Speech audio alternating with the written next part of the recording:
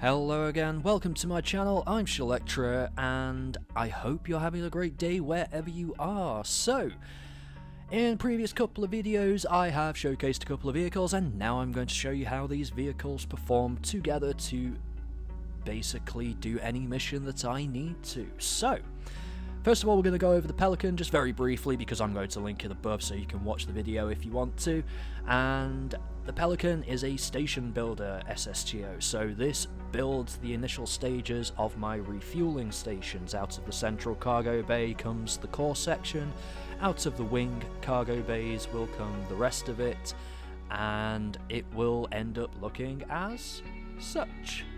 So that is my basic refueling station. It's what I take pretty much everywhere with me, and this is how I normally get them there. So, here we have the Twin Orbiter. So this was also covered in a previous video. If you have not seen it, another card is about to go up. I suggest you go and watch it.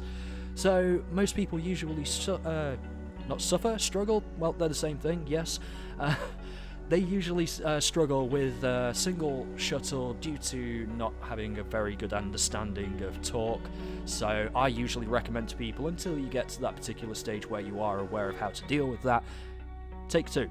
You'll be able to get a lot more cargo to orbit, and you'll be able to go further, get more done. So, here we are, we're almost at the station now. I've sped things up just a little bit. I'm not actually coming in like an absolute madman. Although the RCS blocks that I am using are very powerful, so I did come to a complete stop a couple of times by accident.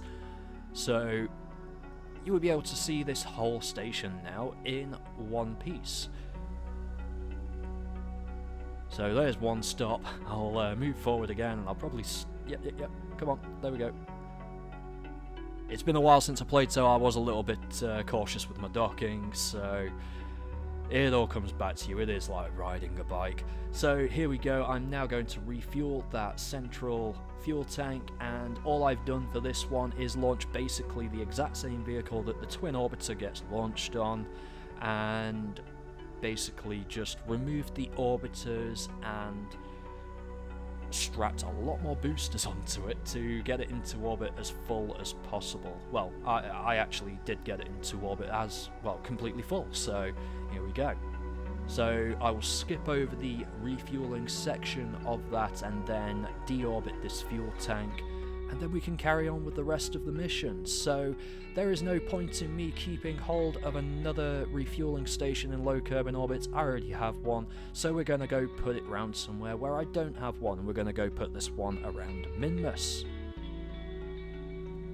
So here we go now, we're just deorbiting the fuel tank, and we're going to skip back to the station, and this is the entire station at its transfer setup. So now it is fueled up, and I just wanted to show the plumes because I love the waterfall mod. It is absolutely amazing.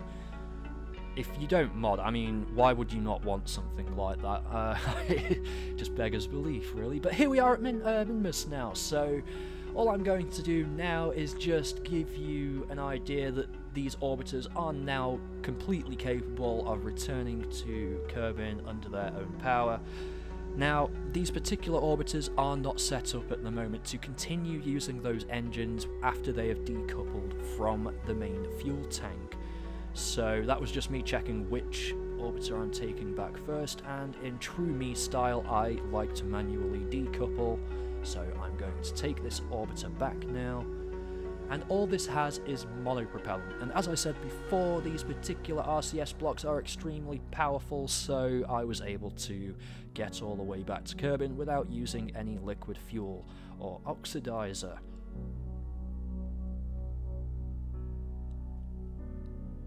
And as you can see, it did still take a while also.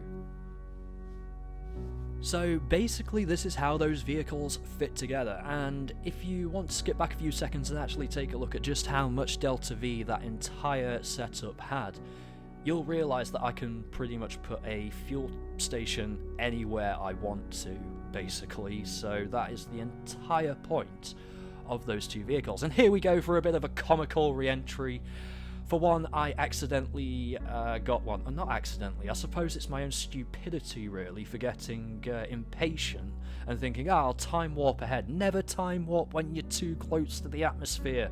You'll get injected into the atmosphere and bad things will happen. And also remember to turn your control surfaces back on, because I turned mine off, and yeah, this is what ended up happening. Luckily, I ended up skimming through the atmosphere with no relative... The engines kept going, hey, but it would have been problematic had I lost one of those engines, don't get me wrong. But I got lucky. I turned my RCS on, they're very nice and powerful, and I remembered to turn my control surfaces back on. So, hey, everybody makes mistakes. Don't ever think that you're immortal, because that is how you fail. So, it's how you recover. I managed to recover, I did, so here we go again. We're going to go around for another pass slow. And once again, we're just going to skip ahead on that part and speed everything up as much as humanly possible.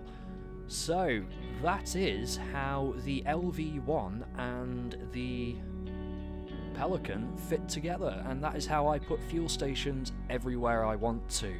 Now, the station's totally adaptable. It uses a stock docking port, so you could actually just get the relevant mods that you need to make that particular station, or you could come up with a complete station of your own.